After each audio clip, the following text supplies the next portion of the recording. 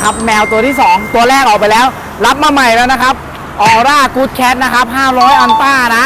บอกเลยว่าตั้งแต่คันนู้นออกไปคนถามมาเยอะมากเดี๋ยวผมต้องไปเคลียร์แคทเก่าด้วยเนี่ยบอกเลยถ้าใครอยากได้นะรีบทักเข้ามาผมบอกเลยไม่เกินอาทิตย์ออกไวมากจัดไฟแนนซ์ได้นะครับคันนี้นะครับนี่มาดูรอบคันใหม่แค่ไหน